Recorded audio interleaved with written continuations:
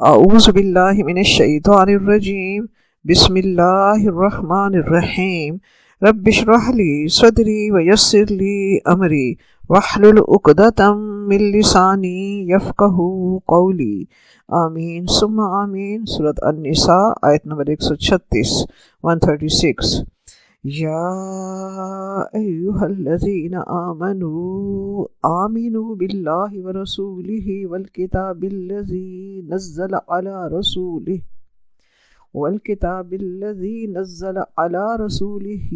والکتاب الذی انزل من قبل ومن یکفر باللہ وملائکتہ وکتبہ ورسلہ والیوم الآخر فقد ضل ضلالا بعیدا۔ اے لوگو جو ایمان لائے ہو، ایمان لے آؤ اللہ تبارک و تعالیٰ پر، اس کے رسول پر، اس کی کتاب وہ جو اس نے نازل کی اپنے رسول پر، اور وہ کتاب جو اس نے نازل کی اس سے پہلے۔ اور جو کوئی کفر کرے گا اللہ تعالیٰ کا اور اس کے فرشتوں کا، اس کی کتابوں کا، اس کی رسولوں کا اور آخری دن کا، پس وہ بھٹک جانا بہت دور کا۔ ایمان والوں کو مخاطب کر کے کہا جا رہا ہے کہ ایمان لے آؤ۔ یہ بالکل ایسے ہی ہے جیسے کسی ہم انسان سے کہیں کہ انسان بنو۔ انسان تو وہ پہلے ہوتا ہے، مگر جب ہم زور دے کر کہتے ہیں کہ انسان بنو تو مطلب یہ ہوتا ہے کہ انسان ہوتے ہوئے بھی تم انسان کی اصل صفات سے محروم ہو، انسان کی صفات اپنے اندر پیدا کرو۔ تو یہاں بھی کلمہ گو کمزور ایمان والوں سے خطاب ہے کہ کلمہ گو تو ہو لیکن حقیقی ایمان کی صفت سے تم محروم ہو۔ تو منافقین سے خطاب کر کے فرمایا جا رہا ہے کہ ایمان کی حقیقت کو پہچانو۔ ایمان کی حقیقت یہ ہے کہ اللہ کے پیغمبر وحی الہی کے ذریعے جو حقیقتیں اللہ کے بندوں کو پہنچاتے ہیں، وہ حقیقتیں چاہے ہمارے حواس خمسہ اور ہمارے ادراک کی حدود سے باہر ہوں، اور ان کے بارے میں جو کچھ ہم تک پہنچا ہو اللہ کے رسولوں کے ذریعے سے، ہم ان کو سچا مان کر ان کی تصدیق کریں، ان کو حق مان کر انہیں قبول کریں۔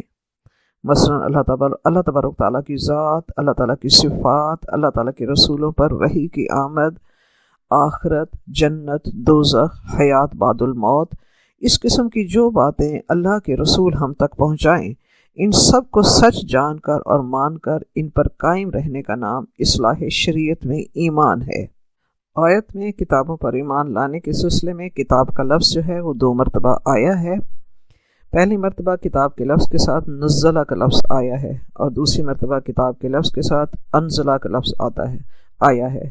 تو نزلہ اس تنزیل کو کہا جاتا ہے جیسے قرآن پاک نازل ہوا ہے، بتدریج، آہستہ آہستہ تھوڑا تھوڑا کر کے نازل ہوا ہے، تو قرآن پاک کے لیے نزلہ کا لفظ آیا ہے، جبکہ دیگر کتابیں جو ہیں وہ پوری کی پوری ایک ساتھ اتری، ان کے لیے انزلہ کا لفظ آیا ہے۔ تو منافقین سے خطاب کر کے فرمایا جا رہا ہے کہ ایمان لاؤ اللہ کی کتاب قرآن پاک پر جو حضرت محمد صلی اللہ علیہ وآلہ وسلم پر نازل ہوئی، اور وہ کتابیں جو اس سے پہلے نازل کی گئیں، اس سے مراد تورات ہے۔ یہاں اس تورات کا ذکر ہے جو اپنی اصلی حالت میں ہے، آج کل کی تحریف شدہ کتاب کا نہیں۔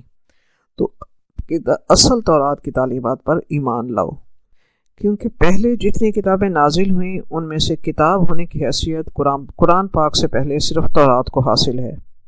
حقیقت میں قرآن پاک سے پہلے صرف تورات میں ہی قانون یعنی شریعت دی گئی تھی، اور بنی اسرائیل کے باقی تمام انبیاء اسی تورات میں دی گئی شریعت اور قانون کے نفاذ اور تعلیم و تلقین کے لیے کام کرتے رہے۔ حضرت داؤد علیہ السلام کو اگر زبور دی گئی یا حضرت عیسیٰ علیہ السلام کو اگر انجیل دی گئی، تو انجیل میں تو صرف حکمت اور اخلاقی تعلیمات ہیں۔ شریعت یا قانون الہی تو قرآن پاک سے پہلے صرف تورات میں ہے۔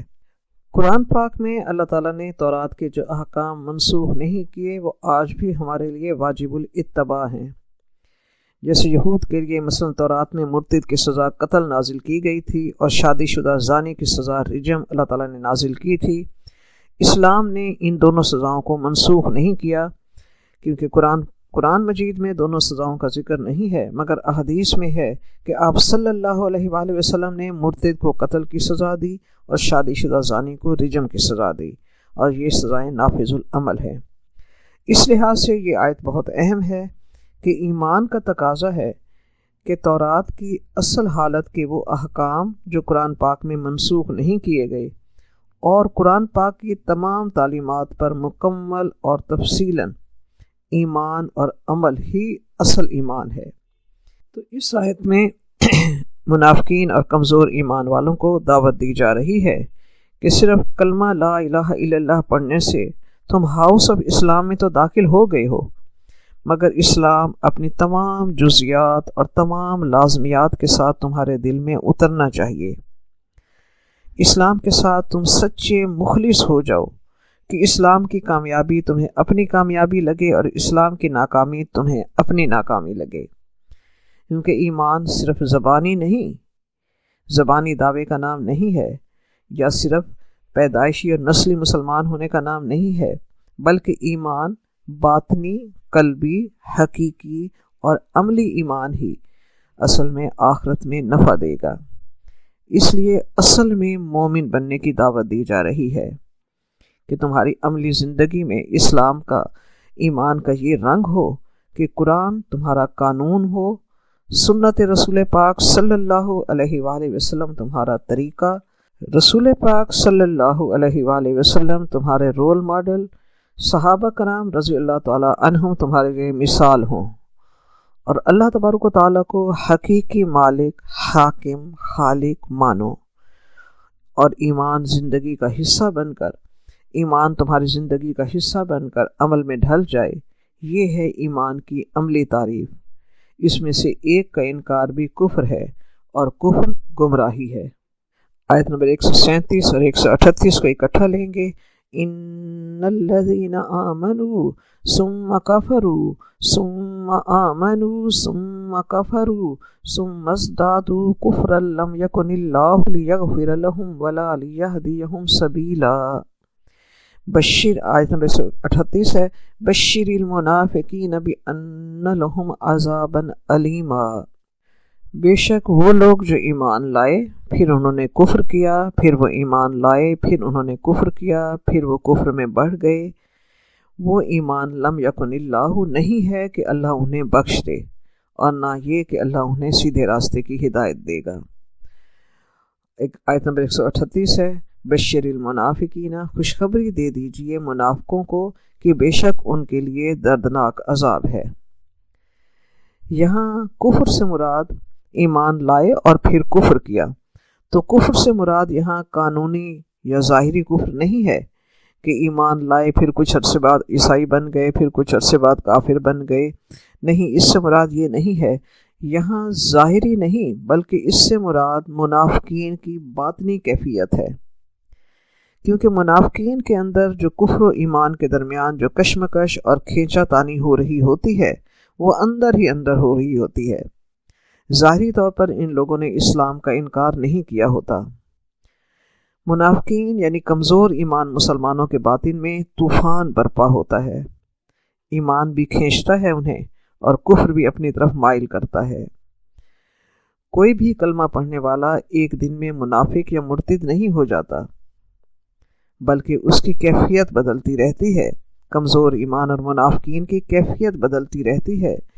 اسلام کی ترقی، فتوحات اور تمام تر اس میں سہولیات دیکھ کر ان کے دل میں ایمان گھر کرنے لگتا ہے، مگر جو ہی کوئی آزمائش کا وقت آتا ہے، کوئی مشکل آتی ہے، پھر انہیں کفر جو ہے وہ اپنی طرف کھینچنے لگتا ہے۔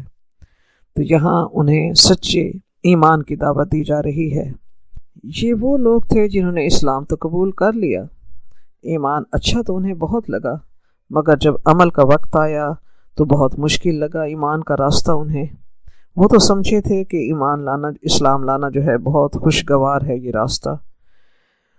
جب مشکل آئی تو انہوں نے سوچا کہ ہمیں تو پتہ ہی نہیں تھا کہ امتحان بھی ہوگا، نفس کی بجائے اللہ اور رسول کی ماننی پڑے گی، باتیں بھی سننی ہوں گی، تانے بھی سنائے جائیں گے۔ تو جب یہ کیفیت دیکھی تو چونکہ ارادے میں پختگی نہیں تھی، ایمان میں گہرائی نہیں تھی تو ایسے لوگ جو تھے ان کے قدم جو ہیں پھر کفر کی طرف بھٹکنے لگتے ہیں۔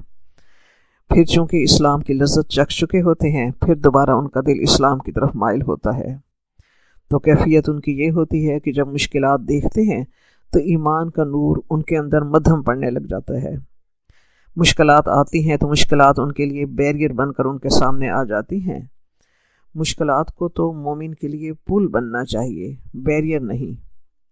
مشکلات کے پل کو عبور کر کے ہی مومن جو ہے ایمان کی منزلیں طے کرتا ہوا آگے بڑھتا ہے، اس کے درجات بلند ہوتے ہیں۔ مگر چونکہ یہ ایمان کے کچے ہیں، اس لیے جو ہی آزمائش آئی تو ان کے دل کفر کی طرف پھر مائل ہو گئے۔ مگر وہاں جا کر بھی چین نہ آیا، کیونکہ ایمان کی لذت کو چکھ چکے تھے۔ ضمیر کچوکے تو لگانا شروع کر دیتا ہے تو دوبارہ وہ ایمان کے راستے کی طرف آ جاتے ہیں۔ کچھ عرصہ اچھے عمل کرتے ہیں مگر کمزور ایمان پھر ڈگمگا دیتا ہے کہ بہت پڑھ لیا قرآن اور نمازیں، بہت بور ہو گئے ہیں، پھر وہ کفر کی طرف لوٹ جاتے ہیں۔ یہ اسی طرح ڈگمگاتے اور ڈولتے رہتے ہیں، مذبذبین بین ذالک۔ جب اسی طرح ڈگمگاتے اور ڈولتے رہتے ہیں تو ایک وقت آتا ہے کہ ان کی ہمت جواب دے جاتی ہے، پھر یہ کفر کی طرف لوٹتے ہیں تو دوبارہ ایمان کی طرف انہیں آنا نصیب نہیں ہوتا۔ اس لیے آپ دیکھیں کہ 2 مرتبہ ایمان کا ذکر ہے اور کفر کا ذکر 3 مرتبہ ہے، کہ اسی طرح کھینچا تانی میں پھر جب وہ کفر کی طرف بڑھتے ہیں، کبھی ادھر کبھی ادھر کے بعد پھر جب وہ کفر کی طرف بڑھتے ہیں تو پھر کفر ہی انہیں اپنی طرف کھینچ لیتا ہے اور کفر ہی میں وہ بڑھتے چلے جاتے ہیں۔ بالکل ایسے ہی جیسے ڈوبنے والا دریا میں ڈبکی لگاتا ہے، پھر اوپر آتا ہے، پھر نیچے، پھر اوپر اور پھر ڈوب جاتا ہے۔ یا آپ تصور میں لائیں، بلب جب اس کی وولٹیج میں فلکچویشن ہوتی ہے تو اچانک تیز وولٹیج آتی ہے تو روشن ہوتا ہے، پھر کم ہو جاتا ہے، پھر روشن ہوتا ہے اور پھر اس کے بعد فیوز ہو جاتا ہے۔ اسی طرح آخر میں ان کا ایمان بھی اندر سے فیوز ہو جاتا ہے، پھر انہیں ایمان کی طرف آنا نصیب نہیں ہوتا۔ ثم ازدادوا کفرا، پھر وہ کفر میں ہی بڑھتے چلے جاتے ہیں۔ جبکہ سنت رسول پاک صلی اللہ علیہ وآلہ وسلم میں جو ہمیں بہت ہی نمایاں چیز ملتی ہے وہ ہے مداومت عمل، یعنی آپ نے جو بھی عمل کیا آپ صلی اللہ علیہ وسلم اس پر مسلسل عمل کرتے رہے، استقامت تھی آپ کے عمل میں۔ تو مسلمان کو بھی ایک لیول پر استقامت کے ساتھ عمل کرنے والا ہونا چاہیے۔ جو اس طرح ایمان کا مذاق اڑاتے ہیں، کبھی آگے بڑھتے ہیں کبھی رک جاتے ہیں، اللہ تعالیٰ کو یہ طریقہ پسند نہیں ہے۔ ایمان کو کھیل بنا لینا میرے رب کو پسند نہیں ہے، کیونکہ اس سے دیکھنے والے مسلمان اور کنفیوز ہوتے ہیں۔ بعض اوقات ہم دیکھتے ہیں کہ دل فوراً مائل ہوتا ہے اور ہم پورے کے پورے اسلام کی طرف مڑ جاتے ہیں، لیکن پھر چند دنوں کے بعد پھر دوبارہ ہمارا وہی انداز ہوتا ہے، تو کہنے والے پھر یہی کہتے ہیں کہ کل تک تو لپٹی رہتی تھی، آج پھر دیکھو کہ کیا ہو گیا ہے۔ اللہ تعالیٰ کو یہ طریقہ پسند نہیں ہے۔ عین ممکن ہے کہ اس طریقے سے اللہ تعالیٰ ایمان کی توفیق ہی چھین لے، اور جو تھوڑے بہت نیک عمل کرتے تھے وہ توفیق بھی چھن جائے اور انسان گمراہیوں کا شکار ہو جائے۔ اگلی آیت میں کھول کر بیان کیا گیا ہے کہ یہ کن لوگوں کا تذکرہ ہو رہا ہے۔ بشر المنافقین بان لہم عذابا الیما، کہ یہ منافقین کا ذکر ہو رہا ہے۔ یہ منافقین جو دنیا کے مقابلے میں دین کی پرواہ نہیں کرتے۔ اے نبی صلی اللہ علیہ وآلہ وسلم، آپ انہیں خوشخبری سنا دیجئے کہ ان کے واسطے آخرت میں دردناک عذاب تیار ہے۔ رب کریم نے قرآن پاک میں فرمایا ہے، ان المنافقین فی الدرک الاسفل من النار، کہ منافقین دوزخ کے نچلے ترین درجے پر ہوں گے۔ یہاں عذاب کو بشارت کہہ کر عذاب کے لیے بشارت کا لفظ استعمال کیا گیا ہے، تو اصل میں عذاب کی خبر کو بشارت کہہ کر تنزیہ طور پر انہیں بشارت کہہ کر بتایا جا رہا ہے کہ یہ اپنی جانیں بچا کر عافیت کی زندگی گزار کر اور اسلام کو ایوائڈ کر کے خود کو بہت سمجھدار سمجھتے رہے ساری زندگی، اور اپنی پیٹھ ٹھونکتے کہ ہم نے کتنا اچھا دین اور دنیا کو بیلنس کیا ہوا ہے۔ تو پھر قیامت کے دن پتہ چلے گا کہ جس کو وہ کامیابی سمجھ رہے ہیں اصل میں وہ بہت دردناک عذاب کی طرف جانے کا راستہ تھا۔ اس لیے اللہ تبارک و تعالیٰ نے اپنے پیارے حبیب سے فرمایا بشر المنافقین، اللہ تعالیٰ منافقین کا یہ ایمان اللہ تعالیٰ کو پسند نہیں ہے۔ اللہ تعالیٰ کامل ایمان والے مومنین کو پسند فرماتا ہے، اس لیے انہوں نے زندگی جس انداز میں گزاری تو انہیں خوشخبری سنا دیجئے دردناک عذاب کی۔ آیت نمبر 139 ہے، الذین یتخذون الکافرین اولیاء من دون المؤمنین ایبتغون عندهم العزة فإن العزة للہ جمیعا۔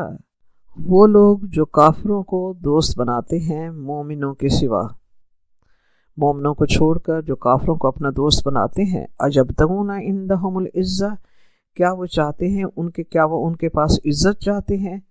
تو انہیں بتا دیجئے فإن العزة للہ جمیعا، کہ بے شک اللہ تبارک و تعالیٰ ہی کے لیے ہے ساری کی ساری عزت۔ منافقین ہی کے بارے میں سلسلہ کلام چل رہا ہے۔ سورۃ النساء اور سورۃ التوبہ میں تقریباً نصف حصہ جو ہے منافقین کے بارے میں ہے۔ تو اس آیت میں نفاق کے سورس کا ذکر کیا جا رہا ہے کہ یہ نفاق آتا کہاں سے ہے۔ جب کلمہ گو کمزور ایمان والے مومنوں کو چھوڑ کر کافروں سے دوستی رکھتے ہیں، انہی سے ان کا دلی لگاؤ ہوتا ہے اور ذہنی مرعوبیت بھی ان کی کافروں ہی کی طرف ہوتی ہے، انہی کے طور طریقے اختیار کرتے ہیں، تو یہ چیز ان کے ایمان کو کھا جاتی ہے اور نفاق کو بڑھا دیتی ہے۔ رب بتا رہا ہے کہ وہ کفار سے کیوں دوستی رکھتے ہیں، ایبتغون عندهم العزة، ان کی یہ غلط فہمی ہے کہ ان سے دوستی رکھنے سے ان کی عزت میں اضافہ ہوگا۔ وہ کفار کی ظاہری ترقی، عزت و قوت و شان کو دیکھ کر وہ خیال کرتے ہیں کہ ان سے دوستی رکھی جائے تو اس سے انہیں بھی عزت اور قوت ملے گی۔ اللہ تبارک و تعالیٰ ان کے اس خیال کی یہاں تردید فرماتا ہے کہ تم جن کے ذریعے سے عزت حاصل کرنا چاہتے ہو ان کے پاس تو خود عزت نہیں ہے۔ عزت جس کے معنی غلبہ اور قوت کے ہیں وہ تو صرف اللہ تبارک و تعالیٰ کے لیے مخصوص ہے، وہ اسی کے دست قدرت میں ہے۔ مخلوق میں سے اللہ جسے چاہتا ہے غلبہ اور قوت عطا کرتا ہے، جس کے پاس غلبہ اور قوت ہے وہ اللہ تعالیٰ ہی کا دیا ہوا ہے۔ فَإِنَّ الْعِزَّةَ لِلَّهِ جَمِيعًا، عزت تو ساری کی ساری اللہ تبارک و تعالیٰ ہی کے لیے ہے، اللہ کے رسول کے لیے، اور مومنوں کا حق ہے عزت۔ اگر حقیقی عزت چاہتے ہو تو اللہ تعالیٰ کی رضا کے راستے پر چلو، اسی کی طرف جھک جاؤ، وہ تمہیں دنیا اور آخرت میں باوقار بنا دے گا۔ مسند احمد میں حدیث مبارکہ ہے کہ آپ صلی اللہ علیہ وآلہ وسلم نے فرمایا کہ جو شخص فخر و غرور کے طور پر اپنی عزت ظاہر کرنے کے لیے اپنا نسب اپنے کفار باپ دادا سے جوڑے اور 9 تک پہنچ جائے تو وہ بھی ان کے ساتھ 10واں جہنمی ہوگا۔ آج ہم بھی کفار و نصارہ کے پاس عزت تلاش کر رہے ہیں۔ کفار و نصارہ کو بہت ایڈمائر کرنا، ان سے دوستی رکھنا، ان میں اٹھنا بیٹھنا ہمارے ایمان کو کمزور کر رہا ہے۔ ہم کتنا ان کو اون کرتے جا رہے ہیں۔ ہم اپنی شریعت اپنے قانون سے دور ہو گئے ہیں، ہم نے اپنا رہن سہن بدلا، ان کا کلچر اپنایا، سارے اسلامی شعائر چھوڑے، ہم نے سلام کرنا چھوڑا، ہم نے بزرگوں کو اپنے گھر رکھنا چھوڑا۔ کیا کچھ نہ اپنایا ہم نے، کیا ملا؟ کون سی عزت ملی؟ ہماری زندگی پر آج کس کی سوچ کی چھاپ اور کس کا اثر ہے؟ ہم وہاں عزت تلاش کرتے کرتے اللہ کی نظروں میں گر گئے۔ ہم کہیں گے ہم کہاں کفار میں اٹھتے بیٹھتے ہیں؟ ایک لمحے کو سوچئے، یہ ٹی وی، یہ نیٹ، یہ میڈیا کے ذرائع، یہ کیا چیز ہمارے گھروں میں لا رہے ہیں؟ ہمارا وقت کس کی صحبت میں گزرتا ہے؟ ٹی وی بھی تو صحبت ہے، کمپنی ہے، انسان کے پاس اختیار ہے، وہ جس کی صحبت جس کی کمپنی اختیار کرے۔ جب کفار و نصارہ کے ساتھ رات دن کا تعلق ہوگا تو پھر سوچئے کہ فرمان رسول پاک صلی اللہ علیہ وآلہ وسلم ہے، المرء مع احب، انسان اس کے ساتھ ہوگا جس سے وہ محبت کرتا ہے۔ رب کریم آج بھی ایسے بھٹکے ہوئے لوگوں کی رہنمائی فرما رہا ہے۔ رب کریم فرماتا ہے، کیا تم ان کے پاس عزت تلاش کرتے ہو؟ تم غلط جگہ سے عزت چاہ رہے ہو۔ عزت چاہتے ہو تو اپنے رب کے دامن رحمت میں آؤ، اللہ کے بن جاؤ، اللہ کے بن جانے میں فخر محسوس کرو۔ مومن جانتا ہے کہ عزت کس در سے ملتی ہے، لیکن منافق نہیں جانتا۔ سورۃ منافقون میں رب کریم نے یہی بات فرمائی ہے، وَلِلَّهِ الْعِزَّةُ وَلِرَسُولِهِ وَلِلْمُؤْمِنِينَ وَلَكِنَّ الْمُنَافِقِينَ لَا يَعْلَمُونَ، اور اللہ ہی کے لیے عزت ہے اور اس کے رسول کے لیے اور مومنین کے لیے، لیکن منافق یہ بات نہیں جانتے۔ آیت نمبر 140 ہے، وَقَدْ نَزَّلَ عَلَيْكُمْ فِي الْكِتَابِ أَنْ إِذَا سَمِعْتُمْ آيَاتِ اللَّهِ يُكْفَرُ بِهَا وَيُسْتَهْزَأُ بِهَا فَلَا تَقْعُدُوا مَعَهُمْ حَتَّى يَخُوضُوا فِي حَدِيثٍ غَيْرِهِ إِنَّكُمْ إِذًا مِثْلُهُمْ إِنَّ اللَّهَ جَامِعُ الْمُنَافِقِينَ وَالْكَافِرِينَ فِي جَهَنَّمَ جَمِيعًا۔ اور تحقیق اللہ تعالیٰ نے نازل کیا تم پر کتاب میں کہ جب تم سنو کہ اللہ تعالیٰ کی آیات کا کفر کیا جا رہا ہے اور اس کا مذاق اڑایا جا رہا ہے، تو تم ان میں نہ بیٹھو، تم نہ بیٹھو ان کے ساتھ، حتیٰ یخوضوا، یہاں تک کہ وہ مشغول ہو جائیں کسی اور بات میں، ورنہ تم بے شک اس جیسے ہو گئے۔ ان اللہ جامع المنافقین، بے شک اللہ تعالیٰ منافقوں کو اور کافروں کو جہنم میں جمع کرنے والا ہے، سب کے سب کو۔ رب کریم نے فرمایا اس آیت میں کہ یہ حکم تم پر پہلے بھی نازل کیا جا چکا ہے کہ جب دیکھو کہ کسی محفل میں اللہ تعالیٰ کی آیات کا انکار کیا جا رہا ہے اور اس کا استہزاء اڑایا جا رہا ہے تو تم وہاں مت بیٹھو۔ پہلے یہ حکم مکی دور میں مکی صورتوں میں سورۃ انعام میں آ چکا ہے۔ سورۃ انعام کی آیت نمبر 68 ہے، وَإِذَا رَأَيْتَ الَّذِينَ يَخُوضُونَ فِي آيَاتِنَا فَأَعْرِضْ عَنْهُمْ حَتَّى يَخُوضُوا فِي حَدِيثٍ غَيْرِهِ وَإِمَّا يُنْسِيَنَّكَ مِنَ الشَّيْطَانِ فَلَا تَقْعُدْ بَعْدَ الذِّكْرَىٰ مَعَ الْقَوْمِ الظَّالِمِينَ۔ ترجمہ، اور جب تم ایسے لوگوں کو دیکھو جو ہماری آیتوں کے بارے میں بےہودہ بکواس کر رہے ہیں تو ان سے الگ ہو جاؤ، یہاں تک کہ اور باتوں میں وہ مصروف ہو جائیں۔ اگر یہ بات شیطان تمہیں بھلا دے تو یاد آنے پر ظالم لوگوں کے ساتھ نہ بیٹھو۔ مکہ معظمہ میں مشرکین مکہ یہ کیا کرتے تھے کہ اپنی محفلوں میں رسول پاک صلی اللہ علیہ وآلہ وسلم کی باتوں کا مذاق اڑایا کرتے تھے، اور جب آپ صلی اللہ علیہ وآلہ وسلم ہجرت فرما کر مدینہ آ گئے تو مدینہ میں یہود مدینہ نے یہی روش اختیار رکھی، اور وہ یہ یوں کرتے کہ اپنی محفل میں بیٹھتے تو استہزاء کے انداز میں ایک دوسرے سے کہتے کہ سنا ہے آج محمد نے اپنی مجلس میں یہ بات کی ہے، اور اس کے بعد وہ ٹھٹھے اڑاتے۔ پھر جب اللہ تبارک و تعالیٰ نے سورۃ مدثر کی یہ آیت نازل کی کہ جہنم کے 19 فرشتے جہنم کے داروغہ ہیں، تو اس پر بھی انہوں نے اپنی محفل میں ٹھٹھا اڑایا۔ ایک نے کہا بھائی 10 کے لیے تو میں کافی ہوں اکیلا، ایک نے کہا کہ بھائی 10 کے لیے تو میں اکیلا ہی کافی ہوں، دوسرے نے اور لقمہ دیا چلو باقی 9 کو میں سنبھال لوں گا، اور تمسخر اڑایا۔ تو رب کریم نے سورۃ النساء کی یہ آیت اسی مضمون کے ساتھ دوبارہ نازل فرمائی۔ رب کریم نے فرمایا کہ یہ حکم تمہیں پہلے بھی دیا جا چکا ہے اور اب بھی دوبارہ کہا جا رہا ہے کہ ایسی محفلوں میں مت بیٹھا کرو ورنہ تم بھی انہی میں شمار ہو گئے۔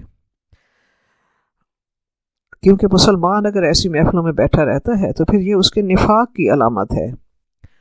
منافقین مدینہ بطور خوشامد ان کے مذاق اور استہزاء میں شریک ہوا کرتے تھے، تو اللہ تعالیٰ نے یہ آیت نازل فرمائی کہ جو لوگ ایسی محفل میں بیٹھیں جہاں اعلانیہ اللہ تعالیٰ کی آیات کی استہزاء کیا جا رہا ہو یا سرے سے انکار ہی کیا جا رہا ہو، اور وہ ایسی باتیں ٹھنڈے دل سے سن کر وہاں بیٹھے رہیں اور ان کی غیرت ایمانی میں ذرا بھی حرکت نہ ہو، تو ان میں اور کافروں میں کوئی فرق نہیں ہے۔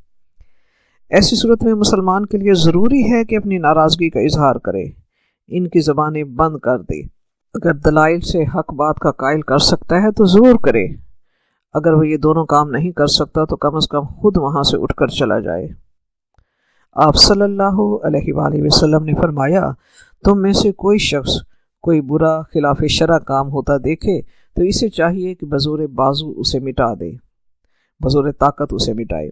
اگر وہ ایسا نہیں کر سکتا تو اسے چاہیے کہ وہ زبان سے منع کرے، اگر اتنی بھی طاقت نہ ہو تو کم از کم اسے دل میں برا سمجھے، اور یہ ایمان کا کمزور ترین درجہ ہے۔ صحیح مسلم۔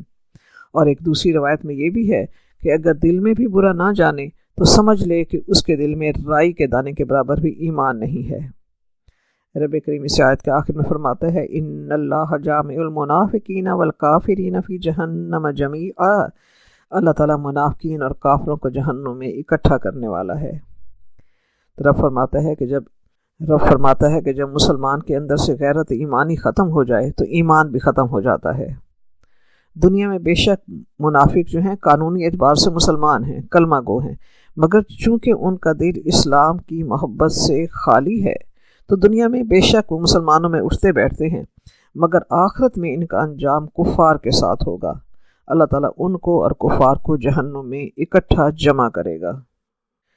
آیت نمبر 141 ہے الذین یتربصون بکم فإن کان لکم فتح من اللہ قالوا ألم نکن معکم وإن کان للکافرین نصیب قالوا ألم نستحوذ علیکم ونمنعکم من المؤمنین فاللہ یحکم بینکم یوم القیامہ وَلَن يَجْعَلَ اللَّهُ لِلْكَافِرِينَ عَلَى الْمُؤْمِنِينَ سَبِيلًا، اور وہ لوگ جو انتظار کر رہے ہیں آپ کے بارے میں، پھر اگر ہو جائے آپ کو کوئی فتح اللہ تعالیٰ کی طرف سے تو وہ کہتے ہیں کہ کیا ہم تمہارے ساتھ نہیں تھے، اور اگر ہو کافروں کے لیے کوئی حصہ تو وہ کہتے ہیں کہ کیا نہیں ہم غالب آنے لگے تھے تم پر اور ہم بچا رہے تھے تمہیں مومنوں سے۔ بس اللہ تعالیٰ فیصلہ کرے گا تمہارے درمیان قیامت کے دن، اور ہرگز نہیں بنائے گا اللہ تعالیٰ کافروں کے لیے مومنوں پر کوئی راستہ۔ اس آیت میں دور نبوی کے منافقین کی مکروہ سوچ کا بیان ہے کہ وہ تربصون بکم، یہ منافقین آپ اور مسلمانوں کے لیے انتظار کی حالت میں رہتے ہیں، وہ مسلمانوں کی بربادی اور پستی کی تلاش میں لگے رہتے ہیں، ٹوہ میں رہتے ہیں۔ فَإِن كَانَ لَكُمْ فَتْحٌ مِّنَ اللَّهِ، اگر کبھی جہاد میں مسلمان اللہ تعالیٰ کی مدد سے فتح یاب ہو جائیں تو منافقین فوراً بھاگے آئیں گے مسلمانوں سے مال غنیمت میں حصہ لینے کے لیے، اور فوراً دعویٰ کریں گے کہ ہم بھی تو مسلمان ہیں، ہم تمہارے ساتھی ہیں، ہمیں بھی مال غنیمت میں سے حصہ ملنا چاہیے۔ وَإِن كَانَ لِلْكَافِرِينَ نَصِيبٌ، اور اگر کسی وقت مسلمانوں کی آزمائش کے لیے اللہ جل شانہ کفار کو غلبہ دے دے وقتی طور پر، جیسا کہ غزوہ احد کے موقع پر ہوا تھا، تو یہ منافقین فوراً کفار کی طرف لپکتے ہیں اور کہتے ہیں کہ تمہاری فتح ہماری ہمدردیوں کا نتیجہ ہے، یعنی ہم نے تمہیں مسلمانوں سے بچانے کا منصوبہ بنایا ہوا تھا، تم سمجھ رہے تھے کہ ہم مسلمانوں کے ساتھ تمہارے خلاف جنگ کرنے کے لیے آئے ہوئے ہیں، نہیں، ہم تو اس لیے ان کی طرف سے شامل ہوئے تھے کہ وقت آنے پر ہم تمہارے لیے ڈھال بنے رہیں۔ نمنعکم من المؤمنین، ہم تمہیں مسلمانوں سے بچانے کے لیے ہم ان کے ساتھ شامل ہوئے تھے، ظاہری طور پر ہم تمہیں مسلمانوں کے حملے سے بچا سکیں، ہم اس لیے ان میں شامل ہوئے تھے۔ اگر ہم واقعتاً مسلمانوں کا ساتھ دے رہے ہوتے تو وہ تمہارا کچومر نکال دیتے، لہٰذا تم ہمیں کیسے نظر انداز کر سکتے ہو؟ اس طرح وہ دونوں سے مفاد حاصل کرنے کی کوشش کرتے ہیں۔ فاللہ یحکم بینکم یوم القیامہ، رب کریم فرماتا ہے کہ وہ وقت بہت قریب ہے جب یہ منافقین اپنے کیے پر نادم ہوں گے، اپنی بے وقوفیوں پر ہاتھ ملیں گے۔ جب وہ روز قیامت اللہ تعالیٰ کا سچا فیصلہ سن لیں گے، اس وقت وہ تمام بھلائیوں سے نا امید ہو جائیں گے، ہر راز فاش ہو جائے گا، اندر کا باہر آ جائے گا، اور یہ پالیسی اور حکمت اور یہ مصلحت وقت نہایت ڈراؤنی شکلوں میں ان کے سامنے آ جائیں گے، اور وہ سب اللہ تعالیٰ کے بے پناہ عذابوں کا شکار ہوں گے۔ آیت کے آخر میں ہے وَلَن يَجْعَلَ اللَّهُ لِلْكَافِرِينَ عَلَى الْمُؤْمِنِينَ سَبِيلًا، کہ اللہ تعالیٰ ہرگز مومنوں پر کافروں کو کوئی راستہ نہیں عطا کرے گا، وہ جو بھی حربہ استعمال کر لے، اللہ تعالیٰ کبھی بھی اہل ایمان کے مقابلے میں کفار کو فتح یاب نہیں کرے گا۔ ناممکن ہے کہ اللہ تعالیٰ اب سے لے کر قیامت تک کوئی ایسا وقت لائے کہ کفار اس قدر غلبہ حاصل کر لیں کہ مسلمانوں کا خدا نخواستہ نام مٹا دیں۔ یہ اور بات ہے کہ کسی جگہ دنیاوی طور پر وقتی طور پر انہیں غلبہ مل جائے، لیکن انجام کار مسلمانوں کے حق میں ہی، انجام جو ہے وہ مسلمانوں کے حق ہی میں مفید ہوگا، یہ رب کا فرمان ہے۔ رب نے قرآن پاک میں فرمایا اِنَّا لَنَنْصُرُ رُسُلَنَا وَالَّذِينَ آمَنُوا فِي الْحَيَاةِ الدُّنْيَا، ہم ضرور رسولوں کو اور ایمان والوں کو دنیا کی زندگی میں فتح عطا کریں گے۔ ہم ضرور ان کی مدد کریں گے، انا لننصر رسلنا، ہم نے ان پر مدد کرنا ہمارے لیے لازم ہے کہ ہم اللہ کے رسول، ہم اپنے رسولوں اور ایمان والوں کی مدد کریں گے۔ رب کریم نے قرآن پاک میں یہ بھی فرمایا، یریدون لیطفئوا نور اللہ بافواہہم واللہ متم نورہ ولو کرہ الکافرون، وہ یہ چاہتے ہیں کہ اپنے پھونکوں سے اللہ کے نور کو بجھا دیں، لیکن اللہ اپنے نور کو پورا کر کے رہے گا۔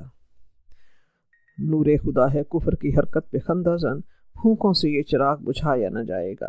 حق کو کفر کی تمام سازشیں ہرگز بجھا نہیں سکتی، ہرگز مٹا نہیں سکتی۔ حق غالب ہے، تا قیامت غالب رہے گا۔ وقتی طور پر کبھی مسلمانوں کی آزمائش کے لیے ایسا ہوتا ہے، لیکن انجام کار رب کریم حق ہی کو غالب فرماتا ہے۔ تو اس آیت کے مفہوم میں ایک لطافت یہ بھی ہے کہ منافقین کے دلوں میں مسلمانوں کو ذلت اور بربادی کا شکار دیکھنے کا جو انتظار تھا، اس آیت نے انہیں مایوس کر دیا، اور رب کریم نے واضح فرما دیا کہ ہرگز بھی کبھی ایسا نہیں ہوگا کہ اللہ تعالیٰ کفار کو اللہ تعالیٰ مسلمانوں پر غالب کر دے، یہ تمہاری ناکام حسرت ہی رہے گی۔ تو اس آیت سے علماء کرام نے یہ استدلال کیا ہے کہ مسلمان غلام کو کافر کے ہاتھ میں بیچنا جائز نہیں ہے، کیونکہ اس طرح ایک کافر کو مسلمان پر غالب کرنا ہے۔ آیت نمبر 144، یا ایہا الذین آمنوا لا تتخذوا الکافرین اولیاء من دون المؤمنین اتریدون ان تجعلوا للہ علیکم سلطانا مبینا۔ اے ایمان والو، تم کافروں کو دوست مت بناؤ مومنون کو چھوڑ کر۔ کیا تم یہ چاہتے ہو کہ تم بناؤ اللہ کے لیے اپنے خلاف کوئی دلیل واضح؟ اس قسم کا مضمور اس صورت میں آیت نمبر 139 میں بھی گزر چکا ہے کہ یہ نفاق کی علامت ہے کہ اہل ایمان کو چھوڑ کر کافروں کے ساتھ دوستیوں کی پینگیں بڑھائی جائیں، ان کو حمایتی، مددگار اور رازدار بنایا جائے۔ کافروں سے دوستی کرنا، ان سے دلی محبت رکھنا، ان کے ساتھ ہر وقت اٹھنا بیٹھنا، مسلمانوں کے بھید ان کو دینے سے اور پوشیدہ تعلقات ان سے قائم کرنے سے اللہ تعالیٰ نے اہل ایمان کو منع فرمایا ہے۔ ایسا کرنے والا اللہ تعالیٰ کے پاس کسی بھلائی کا مستحق نہیں ہے۔ ہاں، صرف بچاؤ کے طور پر ظاہرداری ہو تو اور بات ہے۔ یہ ایمان کی کمزوری اور منافقت کی دلیل ہے، اور اس سے انسان کے اندر کا ایمان جو ہے وہ کمزور ہوتا چلا جاتا ہے، اندر کا نفاق بڑھتا چلا جاتا ہے۔ اس لیے اللہ تبارک و تعالیٰ نے ایسا کرنے سے منع فرمایا ہے۔ حضرت عبداللہ بن عباس رضی اللہ عنہ کا فرمان ہے کہ قرآن پاک میں جہاں کہیں سلطان کا لفظ ایسی عبارت اور ایسے موقع کے لیے آیا ہے تو اس سے مراد حجت اور دلیل ہے، یعنی اگر تم نے مومنوں کو چھوڑ کر کفار سے دوستی رکھی تو تمہارا یہ فعل اللہ تعالیٰ کے پاس ایک حجت اور پوری دلیل ہوگا کہ اللہ تعالیٰ تم کو اس فعل پر سزا دے۔ آیت نمبر 145 ہے، ان المنافقین فی الدرک الاسفل من النار ولن تجد لهم نصیرا۔ بے شک منافقین جہنم کے نچلے ترین درجے میں ہوں گے، آگ کے نچلے ترین درجے میں ہوں گے، اور آپ ان کے لیے ہرگز کوئی مددگار نہ پائیں گے۔ ایک ہوتا ہے درک اور ایک ہوتا ہے درج۔ درج سیڑھی کو کہتے ہیں، جیسے اوپر جانے کے درجات ہوتے ہیں، اور درک گہرائی میں اترنے کو کہتے ہیں، جیسے نیچے جانے کے لیے، جیسے سمندر کی گہرائی میں اترنے کو بھی درک کہا جاتا ہے، اور گہری سوچ کو بھی درک کہتے ہیں، اس لیے ادراک کا لفظ ہم استعمال کرتے ہیں۔ درک الاسفل من النار یعنی سب سے آگ کا سب سے نچلا درجہ، سب سے پست، جہنم کی سب سے آخری تہ۔ منافقین کا ٹھکانہ اللہ تعالیٰ نے یہ بتایا ہے، اللہم لا تجعلنا منہم، آمین۔ جہنم کے بھی درجات ہیں اور جنت کے بھی درجات ہیں۔ جنت کے جو درجات ہیں وہ اوپر سے اوپر ہوتے چلے جاتے ہیں، اور جہنم کے 7 درجے ہیں، اور وہ نیچے سے نیچے ہوتے چلے جاتے ہیں۔ جہیم، جہنم، سعیر، سقر، لظا، حاویہ، حطمہ، یہ جہنم کے درک ہیں۔ حضرت ابو ہریرہ رضی اللہ تعالیٰ عنہ سے روایت ہے کہ منافقین کو آگ کے صندوقوں میں بند کر کے جہنم میں ڈالا جائے گا اور یہ جلتے بھونتے رہیں گے۔ حضرت ابن مسعود رضی اللہ تعالیٰ عنہ فرماتے ہیں کہ یہ صندوق لوہے کے ہوں گے جو آگ لگتے ہی آگ کے ہو جائیں گے اور چاروں طرف سے بالکل بند ہوں گے، اور کوئی نہ ہوگا جو ان کی مدد کرے گا اور جو انہیں جہنم سے نکال سکے یا ان کے عذابوں میں کچھ کمی کر سکے۔ سورۃ الہمزہ میں ہم پڑھتے ہیں انہا علیہم مؤصدہ فی امد ممددہ، آگ ان پر بند کر دی جائے گی لمبے لمبے آگ کے ستونوں کی صورت میں۔ اللہم لا تجعلنا منہم۔ اللہ تعالیٰ کا غضب جس طرح منافق پر بھڑکتا ہے، کافر پر اتنا نہیں۔ منافق اصل میں دارالسلام میں داخل ہو کر کلمہ پڑھ کے انہی کا ہو کر انہی کو نقصان پہنچاتا ہے، تو منافق اپنے گھٹیا طرز عمل کی وجہ سے اس سزا کا مستحق ہوگا۔ کافر اپنے دین و ایمان سے کسی کو دھوکہ تو نہیں دیتا، جبکہ منافق کافروں اور مسلمانوں دونوں کو دھوکے میں رکھ کر دونوں سے ذاتی مفاد حاصل کرنے کی کوشش میں لگا رہتا ہے۔ ہم دیکھتے ہیں دنیا میں کلمہ گو جو ہیں وہ ہمیں دو قسم کے لوگ نظر آتے ہیں۔ ایک تو وہ ہوتے ہیں جو صرف اپنی ذات کے لیے، اپنی ذاتی خواہشات کے لیے، اپنے دنیاوی فائدے کے لیے، صرف اپنے فائدے کے لیے جیتے ہیں۔ اس سے لو، اس سے چھینو، نہ خون کے رشتوں کا احساس، نہ انسانیت کا پاس، نہ حلال و حرام کا خیال، بس میرا فائدہ، میری خوشی، میری ذات، میری چیز۔